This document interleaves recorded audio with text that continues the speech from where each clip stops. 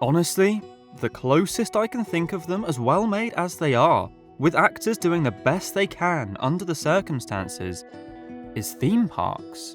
It isn't the cinema of human beings trying to convey emotional, psychological experiences to another human being. This is what Martin Scorsese had to say about superhero movies back in 2019, to a thunderous backlash from fans and filmmakers alike. It's a quote that, for all its flaws, remains relevant to the zeitgeist surrounding the contemporarily dominant genre of cinema, because I think we knew at the time that, whether you agreed with it or not, this theme park comparison struck a particularly pertinent nerve, and that was during the inexorable peak of superhero franchise storytelling, with the Infinity Saga coming to its spectacular conclusion. So 5 years later, with the peak of the MCU ostensibly long in our rearview mirrors, what does this quote mean to the multiversal mania that dominates the meta blockbusters of today? Well, let's just say it's at least got me thinking about the question I've been going over in my head since the very start of this interdimensional detour. Why doesn't this work? Well, frankly, because of a multitude of different reasons, but I want to focus on the specifics of why exactly the framework of a cinematic multiverse has thus far failed to make a significant impression. And I'm going to do so in 3 phases of my own, Kevin, starting with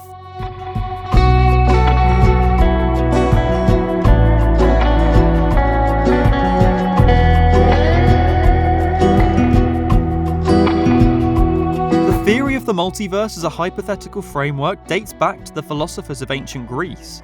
But as a fictional playground for interdimensional storytelling, its popularization can partially be attributed to the comic books of the 1960s, so studios can at least refer to a rich history from which to draw inspiration for their manipulative money-making motivations. Consequently, it was only once the age of superheroes became so superfluous that we'd really begin to witness firsthand on film the supposedly infinite possibilities that this philosophical framework could offer us. What you eventually end up with is this. The multiverse. What it is, it's a hot mess. But perhaps my greatest issue with the worst of such so-called multiverse movies is that we do not get to see the infinite possibilities that a multiverse by definition promises us. But instead, it is primarily utilised to bring back characters and actors from the past. This then comes with the inherent contradiction that irks me more than anything, because if the multiverse is indeed infinite, then why do these films excessively prioritise characters that have appeared in previous movies from our universe? Making this a direct acknowledgement that the film itself is aware of its place as an entertainment product before anything else. Having cameos revolve around fan favourites from now-dead franchises, or casting decisions that never came to be, grounds a film in our own reality of IP ownership, studio mergers and conglomerate politics. Everything Everywhere All at Once is a film that most effectively explores the multiverse, whereas these are pictures that shun the boundless opportunities for creativity in pursuit of immersion-breaking cameos and ceaseless nostalgia. By telling us there are infinite realities, it then lessens the believability when, of all possible incarnations, we happen to only see the 2 Spider-Men who have appeared on our screens before, when by the film's own logic, the chances of this should be practically impossible. It started pulling in everyone who knows Peter Parker's Spider-Man from every universe into this one. From every universe? It could just as statistically be this version of Spider-Man that walks out the portal. Is this nitpicky? Yeah. But it just bothers me that these films so unashamedly confess to their place as a commercial product, in a long line of previously successful commercial products, without any pretense at build-up or subtlety. But ultimately, studios know it's worth sacrificing immersion and integrity to show us the old faces that we love. And in such cases, nostalgia becomes the antithesis of creativity. The defense of this is that this contradictory shortcoming is worth sacrificing because it's fun to see our childhood favorites return, and to see actors play roles they were never able to realize. To which I'd agree it absolutely is, but I'm not allowed to have fun, so I rebuke it. I think No Way Home actually does things correctly by having the returning actors play a role in the narrative and emotionally impacting the protagonist. But naturally, the success of this leads to revolting crimes like this. The ever-increasing instances of these cameos have actors briefly appear on screen without the narrative impact to justify it, and so I'm only left with disappointment at this innate multiversal contradiction, because the supposedly infinite possibilities instead feel predictable and limited if you've watched these old movies or paid any attention to the online superhero cinema discourse in recent years. Is anyone surprised at these appearances beyond saying, oh cool, they did the thing the internet said they should do? Consequently, the majority of these more fleeting appearances feel as though they're desperately screaming through the fourth wall at you, and in effect taking me out of the experience because, spoilers for Deadpool and Wolverine in 3, 2, 1, when I see Chris Evans appear as the Human Torch, I think, oh, that's Chris Evans as Human Torch from old movie, instead of engaging in the character or his purpose in the narrative. But that's because the intention is for me to think like that, while forgetting any critical thoughts because actor I know is here, and I'm supposed to cheer like I'm at a theme park, because who gets engrossed in a narrative or a world anymore? We're all scrolling TikTok through the scenes without cameos in anyway.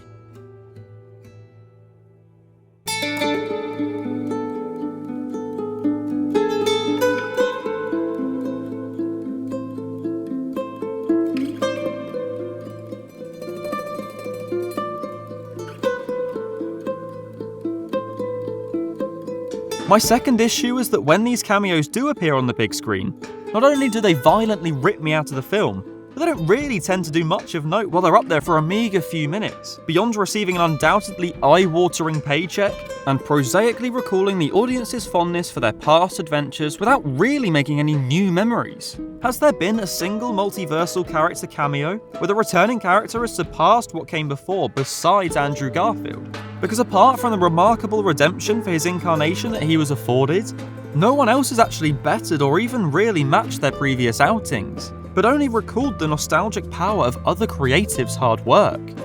This is slightly different for the actors who take on never-before-seen roles, which I think is probably the most appropriate form of these insistent cameos to an extent. It's at least presenting something new. But these appearances also can't last for more than a mere few minutes, because all they're good for is making the audience point and go, oh, that's Hayley Atwell as Captain America, or that's Henry Cavill as Wolverine, and there's zero further depth or nuance to be explored, which is why such characters tend to be immediately discarded. It's again distracting, because it's more about the recognizable actor outside the world of the film playing a different character, rather than the uniqueness of this multiversal variant within the film itself.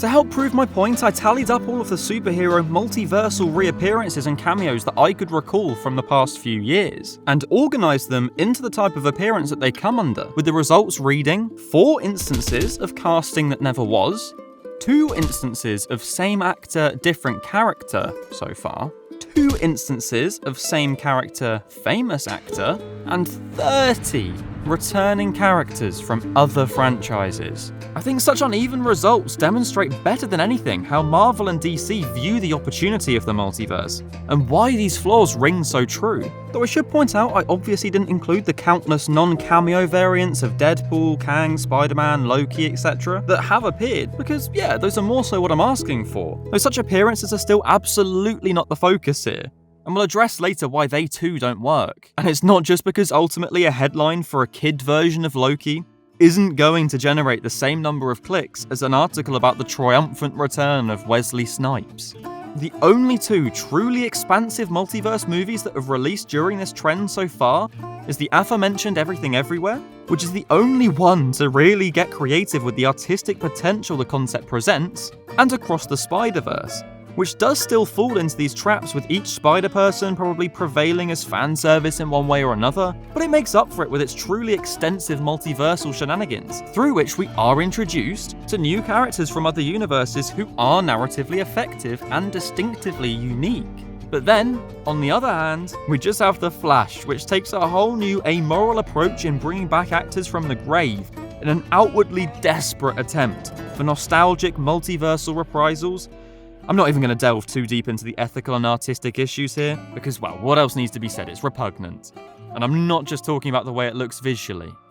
More broadly, nostalgia itself has always played a massive role in cinema as a visual language. Using visuals to recall emotions and feelings from the audience is crucial to the basics of film semiotics, but there previously existed a certain restraint, where you'd have confidence and vision in what you're portraying to stand on its own. I am completely in the wrong movie. I am so sorry. But looking at this, restraint is long out the window.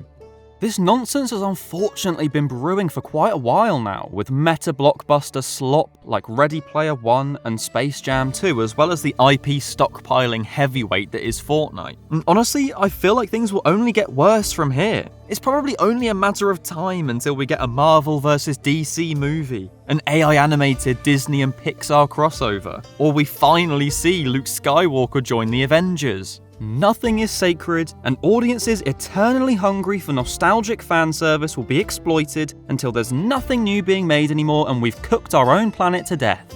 But honestly, if it makes this boring, repetitive, and never-ending Multiversal Mania come to an end, then I'm looking forward to it.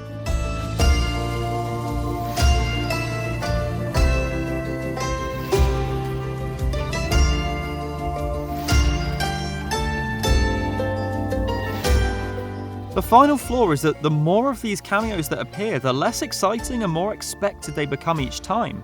Because where once the thought of all three Spider-Men teaming up on screen was a preposterous thought fans could only dream of, now it's not just a reality but an expectation.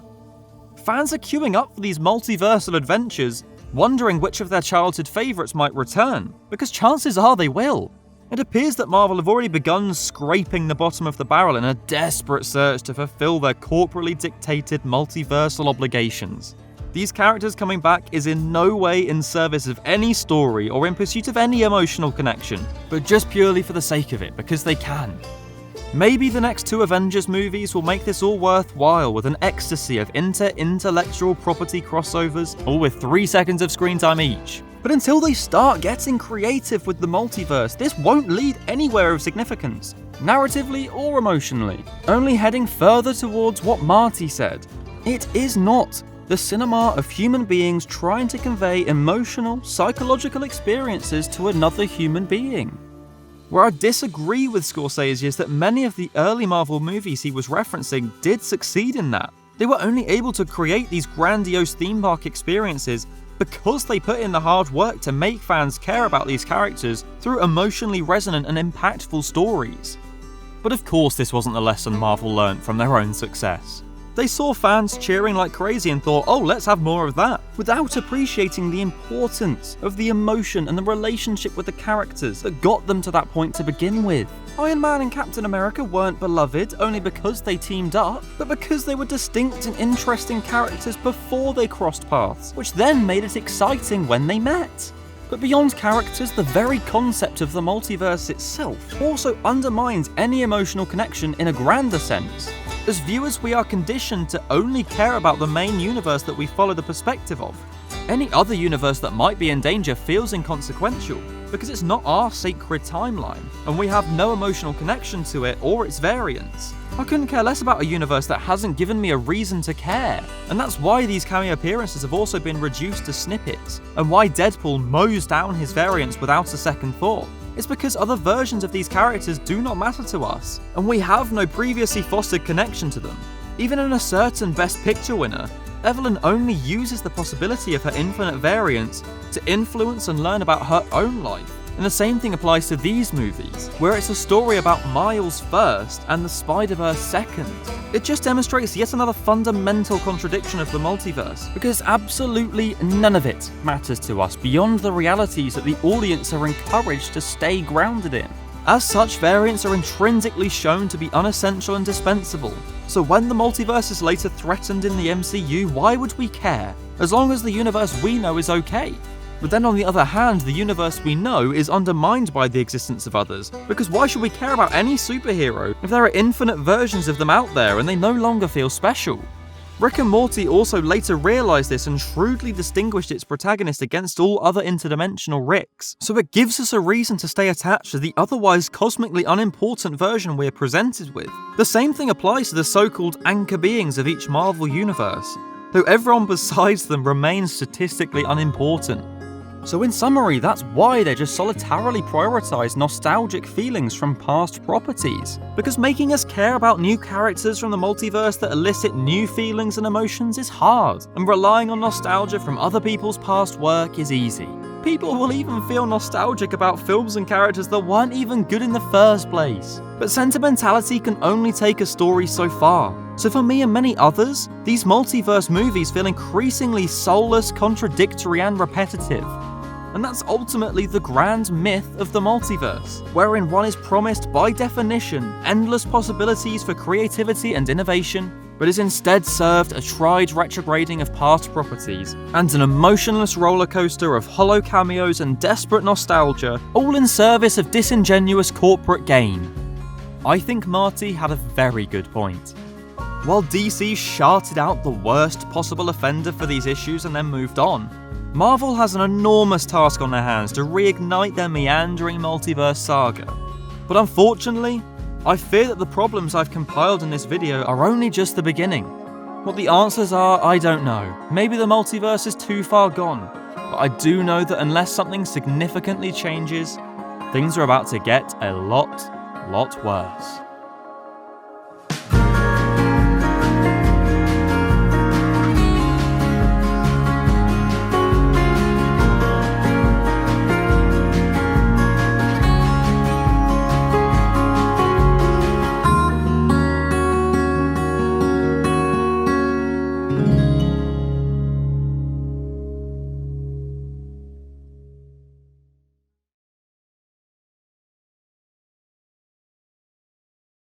We want to have a team that can do their best creative work within our engine. So it really was taking the time off, and as we announced the Subspace engine last year, it is all to make sure that we're building the platform for the future of Halo. So it was a huge investment, a bigger investment than we've ever done. That engine is, gosh, 18, 19 years old.